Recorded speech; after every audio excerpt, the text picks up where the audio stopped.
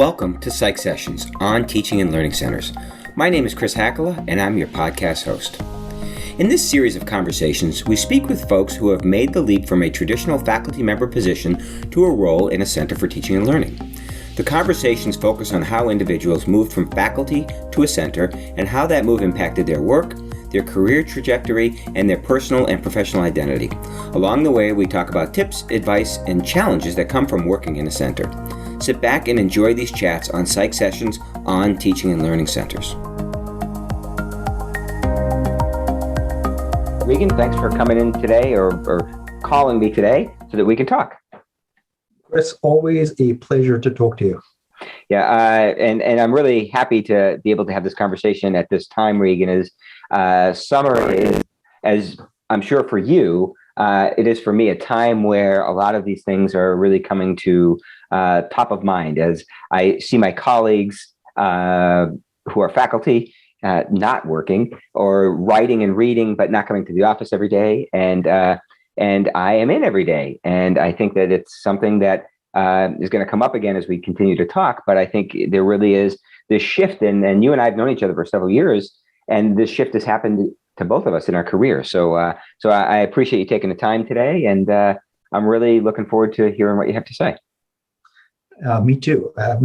And I should point out to our listeners that even given what you said about having to work during the summer, we are both in T-shirts and comfortable. So there's that.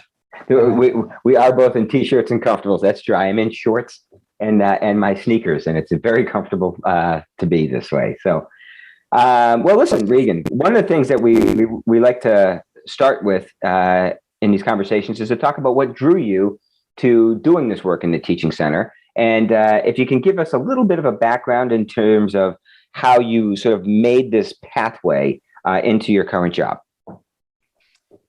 Yeah, and it's I think my trajectory, or as the psych session folk like to call it, origin stories for the teaching and learning center is somewhat interesting, because for many years I actually enjoyed doing the work and didn't necessarily do it as part of a teaching and learning center. And I think that part is sort of a key thing to keep in mind. So let me say a little bit more about that. Especially for those individuals who may not have thought about teaching and learning a lot, or more specifically thought about doing research on it. And I think that's important, because for me, my entry into being interested in teaching and learning was really started with having these questions about teaching and learning that I did research on. So let me unpack some of these pieces. I like many, I went to a grad school at the University of Washington in Seattle that was extremely research focused. I wasn't trained to be a teacher. I did not take a teaching course. But and if you had asked me, even when I started grad school, let alone midway through, if I wanted to teach, I would have said, I don't know. I've never thought about it. I did start thinking about it when I gave a guest lecture in a intro psych class, and I was asked to do a lecture on close relationships, which is what was part of my dissertation. And Chris, I had those 50 minutes were probably the most alive I had felt in grad school. And that struck with me, being in front of students, sharing psychology, sharing information was just absolutely enthralling. I was captivated. I was hooked. The energy I felt after that first ever guest lecture was hard to describe. I mean, that feeling, I can almost feel it right now, even though it's many, many years ago. I actually absolutely know what you're talking about. I remember giving my first lecture, and I did take a course in teaching when I was in graduate school. My first day of going into class, I came out of there on such a high, feeling like I had done something that was meaningful and important and effective. And it really is. So I completely understand what you're saying. And to this day, I walk out of class typically on a high. Yep. And in case people think that I went in excited, oh no, I was petrified. Yep. I just want to make that clear. I was petrified. I was nervous. I was scared. I didn't sleep the night before. And I should also add for the record, now, gosh, should I say it? Yes, 30 years later, I still don't sleep well before my first class. Yep. I'm still waking up early thinking about things. So it's not as bad, but yeah. So that was the beginning where I realized, and I think that's really important for the story, is I realized I really enjoyed teaching. I don't think you have to enjoy teaching to work at a center, but by golly, it helps tremendously. Yeah, and I think as you talk about it, it's interesting because of course I have the same. The anxiety is real, and the anxiety, and I think it's mixed with excitement to be in the classroom, and it does give you an interesting perspective on things. And I think you're right. You don't need to have that sort of same love of being in the classroom, but it sure does help you understand why people might be interested in working on their teaching, because you want people to also be able to sort of share that feeling. Yeah, and Chris, as we both talk about that feeling, I want to share that even my anxieties for teaching, to be quite honest, aren't so much the fear of doing a bad job, but wanting to do a good job. And I think those are two very different motivations. So I think that's important too. It's, don't do something because you fear, you're trying, and this comes from being a health psychologist and a stress researcher in the past. It's all appraisal, it's all appraisal. So so teaching, loved it, was bitten by the love for teaching. That said, went through grad school as normal, did a postdoc like I normally would, but sought out opportunities to teach, right? Both in grad school, the to do was be a TA for intro psych. As a postdoc, it was a completely funded postdoc to do research, but I sought out a teaching opportunity because I really wanted to do it. And my first job was at a teaching-focused institution, the University of Wisconsin in Green Bay, that I selected and applied to because of the heavy teaching load. Yeah. And here's where the narrative changes a little. Loved doing the teaching, not as much time to do research, but as I stepped into that classroom and looked out at the then 120-sized intro psych, it then grew to 250, I realized that as a social personality psychologist interested in the person and the situation, students and the classroom were the person and situation that I was fascinated by. And I applied my social psychology experimental psych training to say, oh, I'd really like to understand how I can do a better job as a teacher. So that's where my love for researching, teaching, and learning questions came in. And I think to this day, I'm driven by that basic question, which is what can we do better to help students learn, and consequently and correspondingly, what can I do better to be a teacher? And I think that's my philosophy, that guides my work in the center, that's guided my work, a lot of my work for the last 30 years.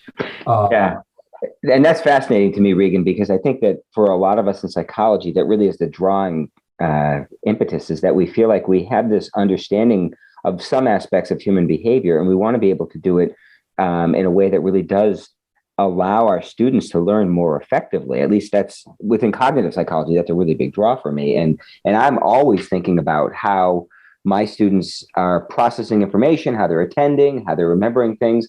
And I want to do things that allow the students to do that. It's not easy. I don't want to make it super easy for them, although I don't want to make it hard. But what I want to do is make it effective. And I think that that's really something that, as a psychologist, it becomes part of your motivation, because you have an understanding of human behavior and you want to help smooth some of the bumps out that our students might have. And I think it's exactly what you said. It's by virtue of being a psychologist and looking at these questions being, okay, and by virtue of being at a university that was very teaching focused, I got a lot of support to ask questions about teaching and learning and do research on teaching and learning. The University of Wisconsin Green Bay is impressive in the fact that the faculty senate actually voted to explicitly have SOTL, Scholarship of Teaching and Learning, count as part of the process. And that's something that the Senate voted on. That's a discussion that a lot of Senates don't have, never have. Yep, that's right. That's right. And that was all during the years that I was there, That was a big deal. And I think the reason this backstory is important is that I could focus on teaching and learning without necessarily having to be at a center to do it. Yep. Yep. And many of those years in Green Bay, I did programs with the center, helping the center, helped plan various things with the center. I did some teaching fellowship, scholarship of teaching and learning, teaching fellow program directing and things like that. But I didn't have to explicitly be part of the center to get this work done. Because many people say to me, hey, how come you didn't, apply to be the director of the center in Green Bay or something like that? And I say, I was really getting to do all that teaching related stuff while still being in the classroom. And that, Chris, I think is one of those big questions for people to think about when they think about centers is, will you get to teach or not? Yeah. And I think that there's a lot of variance in whether center directors or center people can teach or not. And for me, teaching or continuing to teach was very, very important. And to this day, even in my new position with a long title, I still get to teach Gen Psych. I'm very much looking forward to my 395 enrollment Gen Psych class this fall. Yeah, I couldn't agree with you more on that point. I think that, and I know there are people who disagree with me on this, but I think teaching is really critical for a center director. At a small institution, it often lends credibility to your behavior on campus. But I also think it just helps you stay in touch as a faculty member with some of the subtle shifts that happen with students. Like you said, you've been doing this for 30, me too. I've been doing this for 30 years, and there's differences. And if I wasn't in the classroom, some of those subtle differences wouldn't be apparent to me. So I think it's really important. Plus, to be honest, I wouldn't have taken a job that didn't have teaching built into my contract because I really wanted to make sure that I had the opportunity every semester to be in the classroom. Right. And, Chris, you did, though, however, say something that I think is really important here. Not every campus center can afford the luxury, I'm going to say, of letting their director teach. Staffing varies so much. How a center is viewed varies so differently across campuses. And at some campuses, because of staffing issues, I don't think they could spare a center staff member to teach because there's so much work that they have to do. I agree. And I'm very fortunate that I'm able to do it at my institution because of the way my center is structured. But you're absolutely right. Exactly. I've talked to several people who don't have that opportunity. And it does have both positives and negatives. I mean, positives, the center work can be done, but the negative is it does create more of a challenge for trying to determine what the trends are in the classroom. Yeah. So I think from my perspective, there's just one more key part to my story. And, like I just said, I was very content being a full-time faculty member and doing research on teaching and learning and, the occasional or more teaching talk.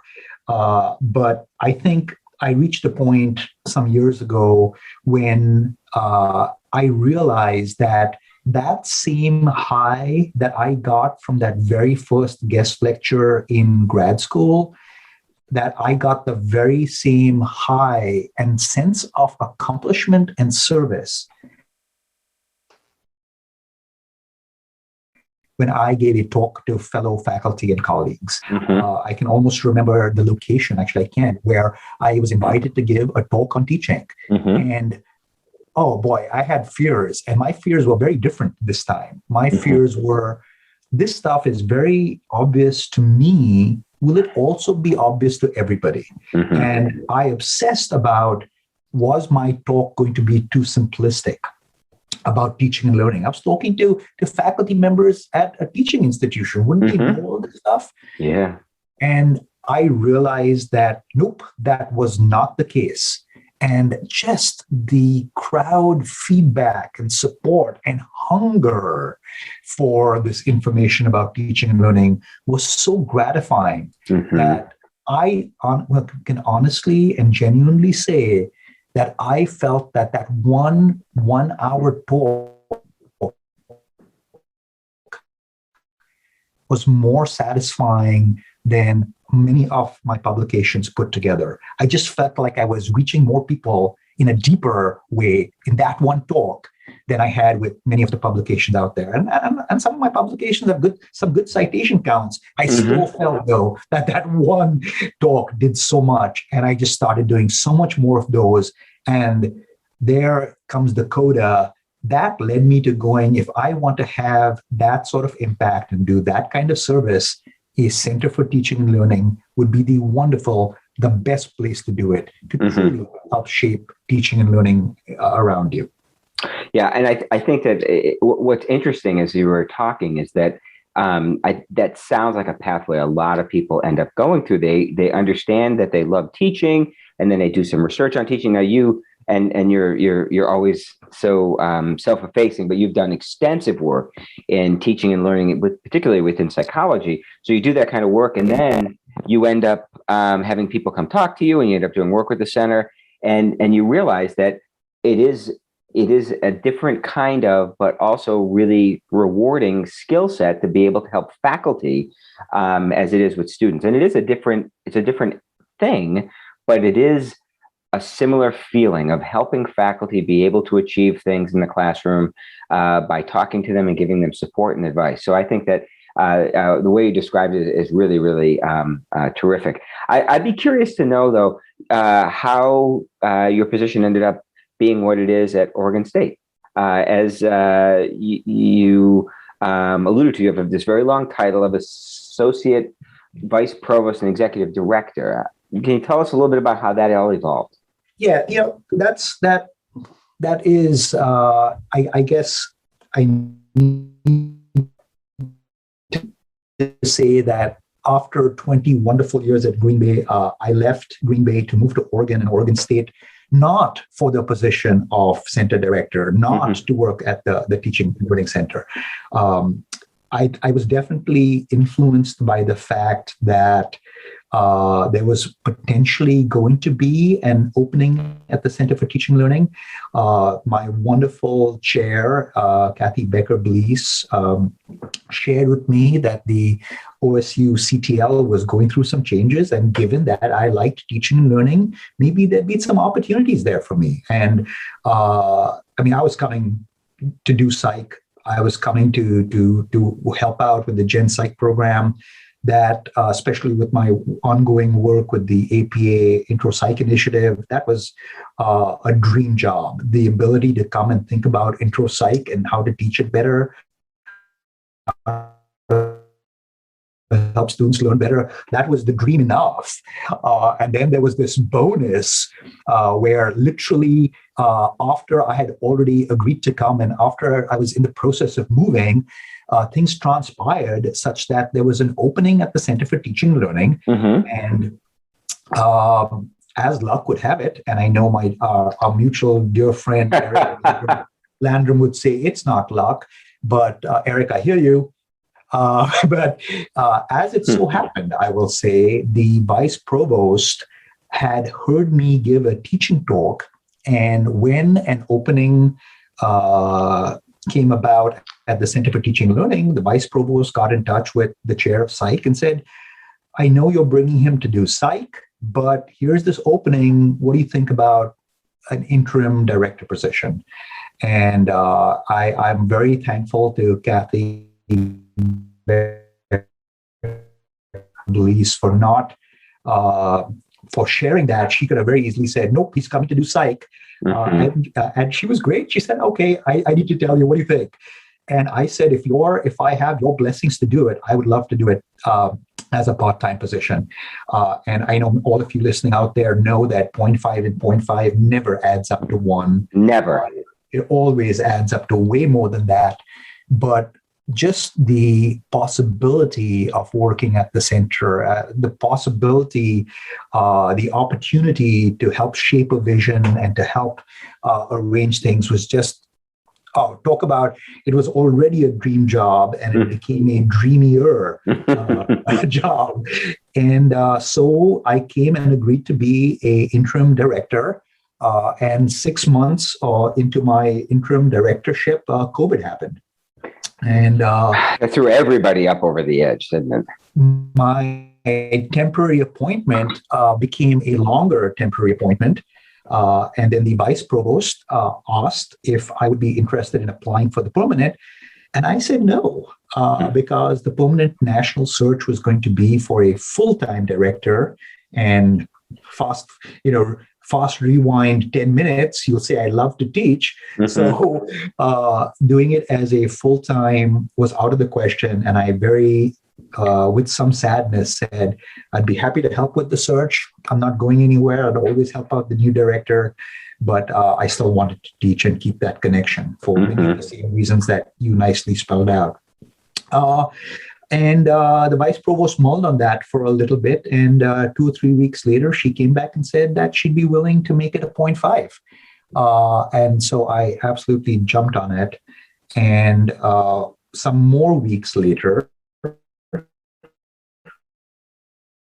let's just say HR is not super quick. And a few more weeks later, she came back and said, we've thought about some things, and we think this is a great opportunity to truly highlight and underline the importance of teaching at Oregon State University. Teaching in the sequence of teaching, research, and service is the first of the 3 in our mission.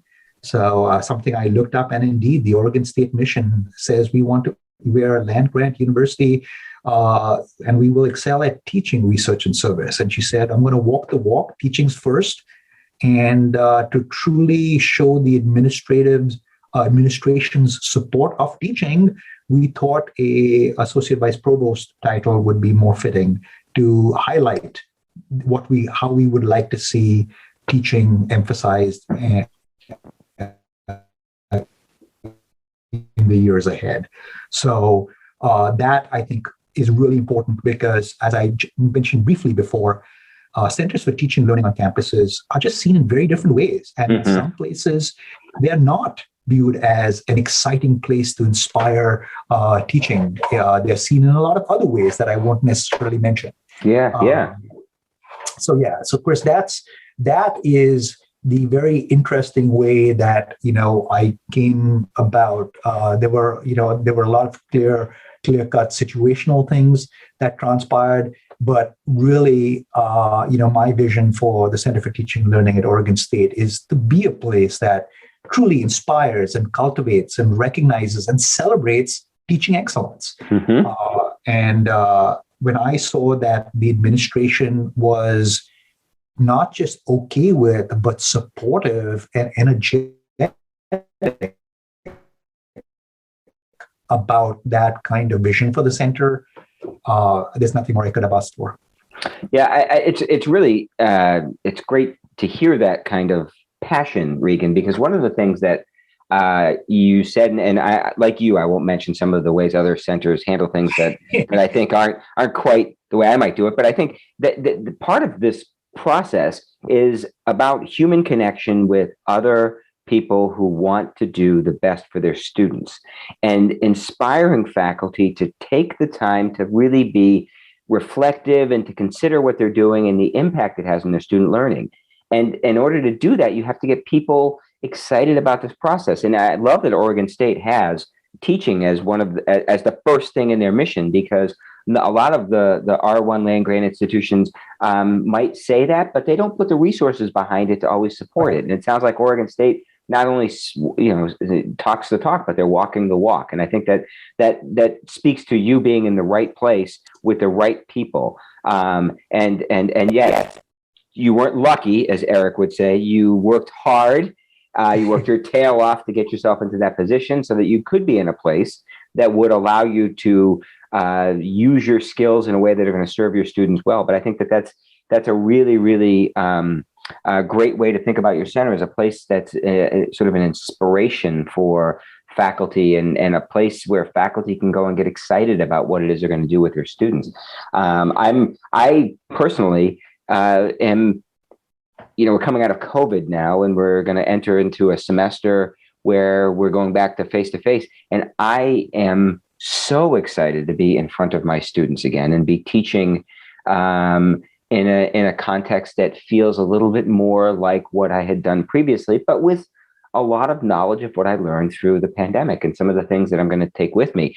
And I can't wait to share that with my students, and I'm sharing it with other faculty right now. I think it's part of what I see as the mission of my center, the way you do, is to inspire faculty, help them inspire themselves to find new ways to really help students. And, Chris, I love what you just said about, how coming out of COVID, you're looking at things differently and how to do things differently. And I'm going to push that a little further and say, whenever I talk about the fall, especially as far as teaching and learning goes, research as well, but especially as far as teaching and learning goes, I always like to say, we're not going back to normal. We're going back to better. We're going back to better because we now can see the things we can do better with teaching and learning. And I'm not going to settle for normal. I'm going to settle for better. Yeah, exactly. That's a T-shirt idea right there. Yeah, that is a T-shirt idea. It's a T-shirt idea. Or AP readers. That's right. And all those Daytona Beach T-shirts. Yes. I have a collection of those. I haven't worn them in a few years, but I do have a collection of those. Yeah, 17 to be exact. Yeah. So Regan, as you described this, and I think you've addressed some of this, but I'd like to sort of see if you have any more comments on this. How has your identity, your professional and personal identity, shifted as you've gone from faculty member who is interested in teaching, the faculty member influencing others in teaching, to someone who has as a job impacting other people's teaching? Yeah, I think the biggest thing, Chris, is I have pushed myself to be much more conscious about perspective taking. What I mean here is, for many, many years, my perspective on teaching and learning, I will admit, was very, very pragmatic and research-based. It was very much, what does the data show? It was very much, we have to guess this. We have to, and all that's well and good.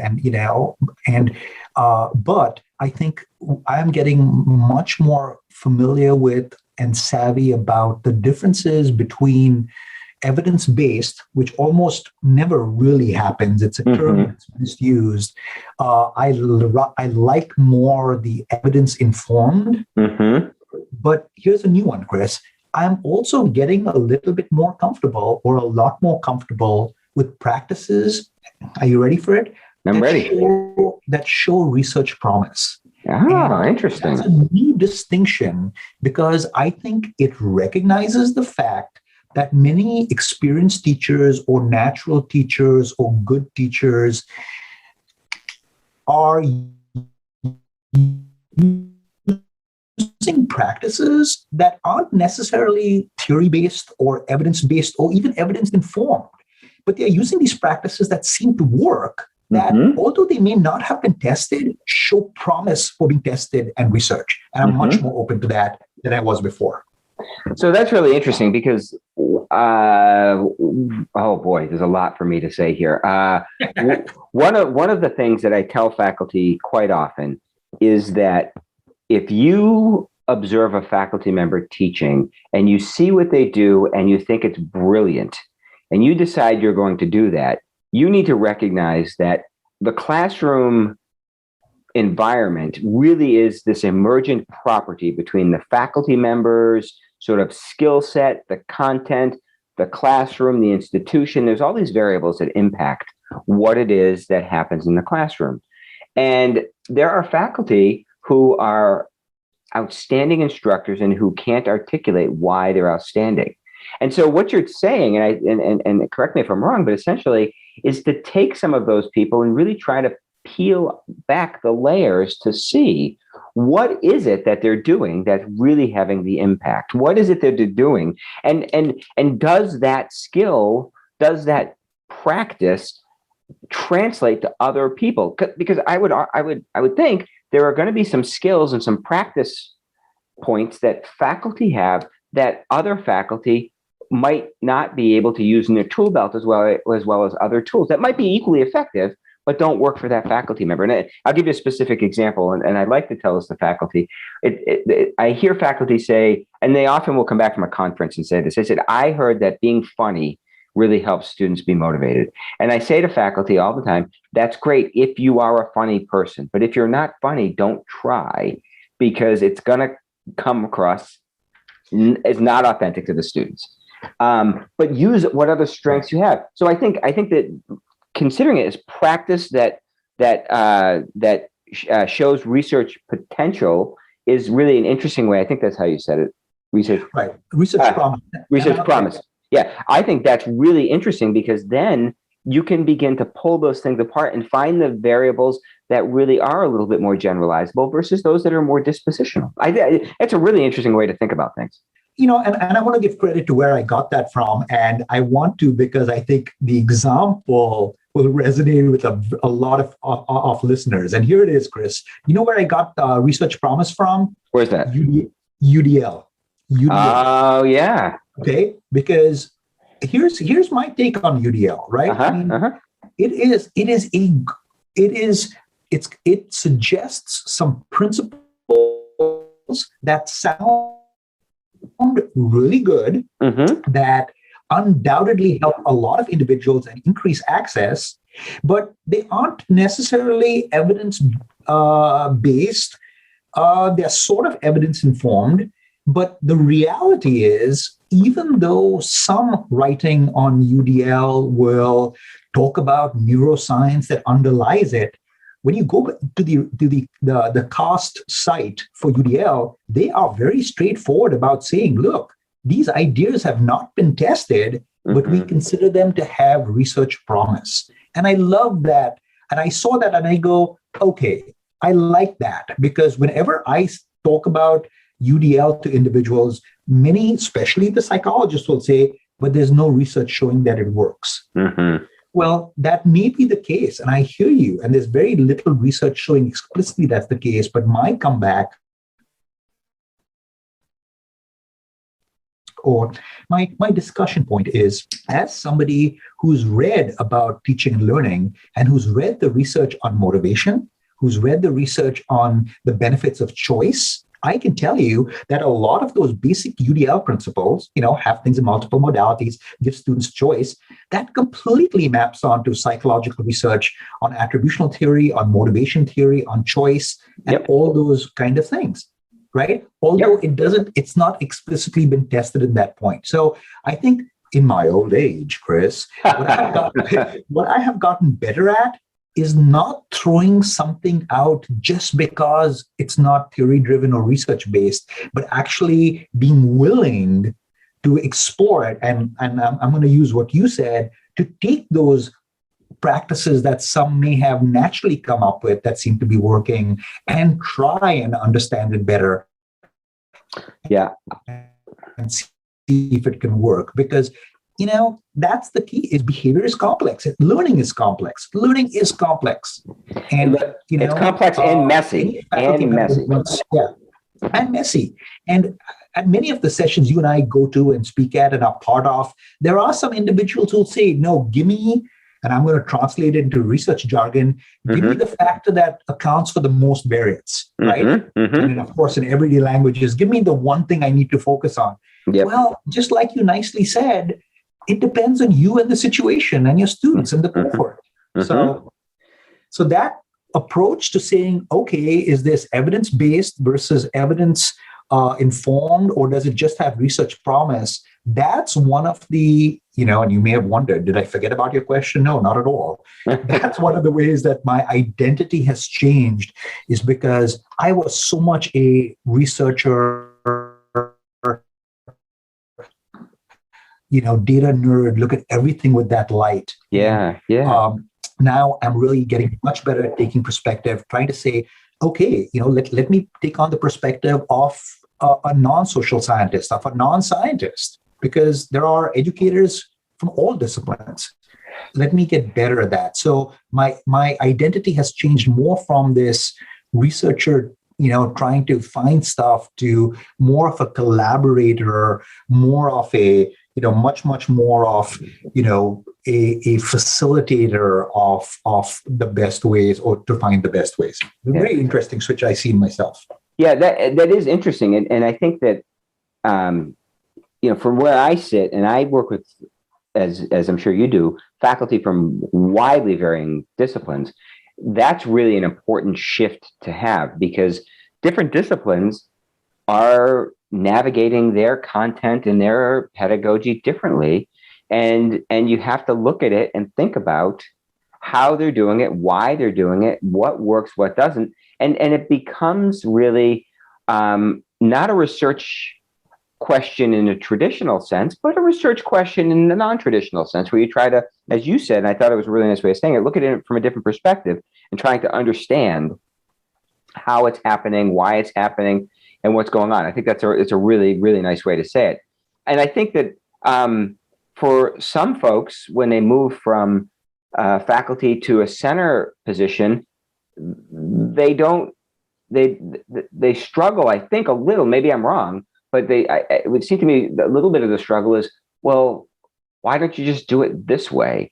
When in fact that's not the question at all. The question is, what's going to work for your students the best, and let's find out which is going to work best, and then we can talk about why. I think it's a really interesting way of thinking about things. And I love the phrase "practice as shows, research promise." I really like that. I'm gonna run with that. We have 2 T-shirts that are coming out of this. Well, let's get back to better and research promise, right? Yeah. And just one more element of identity. And you and I have touched on this in conversations we've had in in other contexts, but there's a new part of my identity that is, I like to think about in terms of being a mediator between worlds. Mm-hmm. When you are in a center for teaching and learning, there's instructional design, there's academic technology, there's education, there's pedagogy. There are all these different worlds, and everybody in the world thinks that believe that their world is the best way to go. Mm-hmm. And I think it takes patience and skill to not only navigate between the worlds, but be a mediator between the inhabitants of these different worlds. Because I've been to too many places and in too many conversations where there is such bias and turf battle, even between instructional designers and faculty. Mm-hmm, I've been to too many places where faculty and instructional designers don't get along. Yep. And that is a shame, because each has so much to share, but too often you need that mediator between those worlds. Yep. And that has become a really big part of my identity, I think. Yeah, and I think that's the administrator piece that faculty often aren't aware of, and that is you have to learn to live in worlds that aren't yours and recognize that. I heard this quote once from David Sedaris, who said, Americans really believe their country's number one. He said, but you have to realize other countries don't sit around thinking, hey, we're number 2. People have a perspective on what is valuable from their perspective, and you have to value that perspective and try to understand it. And instructional design is a really good place to talk about that, because that's a field that's an emerging field that has a lot to add to the pedagogical tool belts of faculty, but faculty can be very resistant to it. And I think that learning to navigate that and to help faculty recognize the strengths they gain from working with instructional designers under the right conditions, I think is a really important part of what we have to do.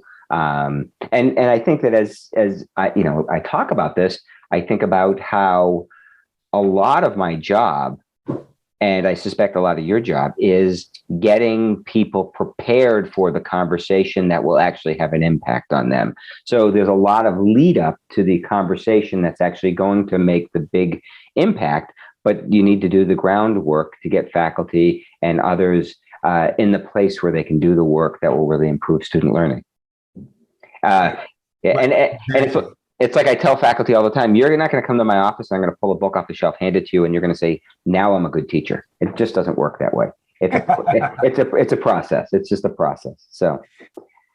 Yeah, no, absolutely. And, I think both you and I and anybody who's in this role, and I think that's part of being a good administrator, is to make sure that folks who may have their guard up or who may have a bias, recognize the bias and manage to get past it, so as to not, preclude growth and development. Yep, I agree.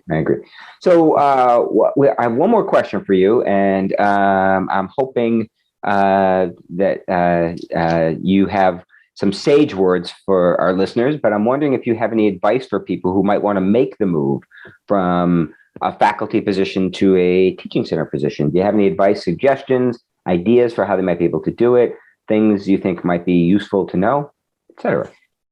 Yeah, absolutely. There are a couple of different things, and I'll mention some that will vary in level of involvement and time. But I think there is a whole literature out there on faculty development centers, and a world of literature that I didn't know existed before I started looking at it. And this is something you can do from home, which is read some of the literature on running a good center. There are some new books that have come up very recently from stylists, and especially from stylists about and actually stylists and the Pod Network have some brand new publications on, if you are thinking about working in a center, here's what you should know. So I really like it. Reading some of those. Is very easy.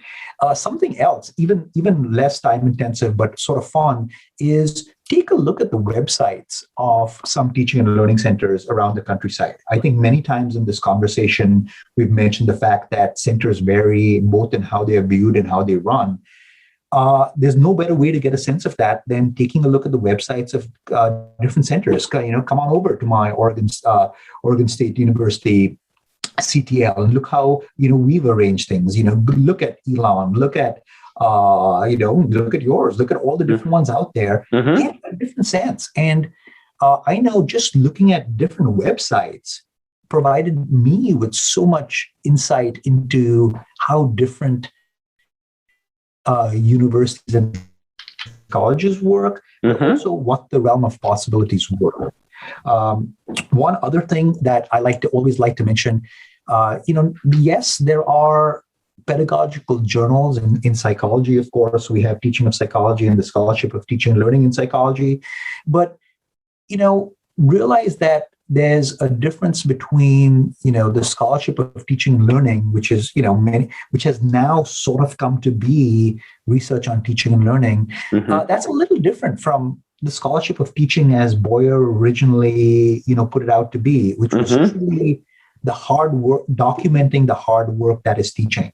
And I think, take a look at different ways of documenting the hard work that is teaching. Doug Bernstein has done great work on teaching portfolios that I think is very useful in thinking about a center, because when you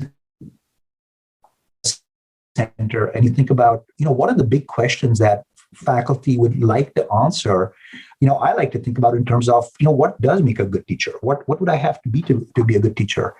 But I also like to say there's a big difference between what I like to call the teaching fundamentals and those higher level things. And far too often we obfuscate the differences between, excellent teaching, great teaching, and some of the fundamentals that many of us didn't even get in the first place. So I think thinking about those kind of things are really helpful when you think about, do I want to work in a center? Because that is the exciting part of being at a center, is that you are catering to some folks who may not have even had the fundamentals, and some folks who are good teachers who've got those fundamentals down. They know course design and backward and energize them. And I love those kind of challenges. Yeah, I think as you say that, one of the things that I keep coming back to, and I apologize, but I think it's really important, is the relational aspect of a teaching center director or staff who work in a teaching center. And that is getting to know faculty and understanding one size doesn't fit all. Because I think that you're absolutely right. The more you get to know faculty, the more you get to see this broad range of knowledge and skills they bring to the table. And to work with the faculty effectively, it's important to know what those range of skills are and how to best help and target them. I'm fortunate that I have 204 full-time faculty on my campus, and I know all of them because it's a small campus. I've been here 4 years, and I walk around and knock on doors.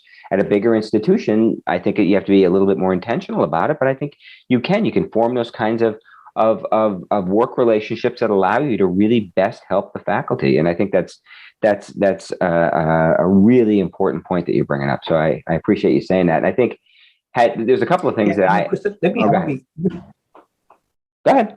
Yeah, no, I was just going to say, I just want to be even more specific about, when I say look at different websites, here's something that I really found useful in thinking about if I wanted to be going to a center or not. And this is something I've done over the last couple of years when I was interim, is look at the organizational structure of the center. Mm-hmm. How is it organized?